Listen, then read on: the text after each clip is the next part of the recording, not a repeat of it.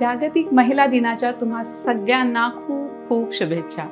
भारतीय संस्कृतीमध्ये स्त्रीचं एक विशेष स्थान आहे आणि तिला सन्मान मिळत असतो अनेक कार्यप्रसंगातनं, समारंभातून. विवाह संस्कारानंतर नवविवाहित वरवधू यांना लक्ष्मी नारायण स्वरूप मानलं जातं आणि जी कन्या आपल्या आईवडिलांचं घर सोडून सासरी प्रवेश करते तिचा सन्मान लग्नानंतर गृहप्रवेशाच्या वेळी लक्ष्मीपूजन म्हणून केला जातो. या ठिकाणी ही तयारी दिसतेय ती सगळी या नववधूच्या स्वागत समारंभाची. विवाह संस्कार करून कन्या पतीच्या कुटुंबाला आपलंसं करते. विवाह संस्काराने दोन परिवारांचा, दोन परंपरांचा, दोन विचारधारांचा एकत्रित संगम होतो आणि जेव्हा हा संगम खऱ्या अर्थाने समाजाला अनुकूल होतो तेव्हाच तो संगम तीर्थस्थान म्हणवला जातो. ह्याच कारणाने आपल्या आईवडिलांना तीर्थरूप म्हणतो.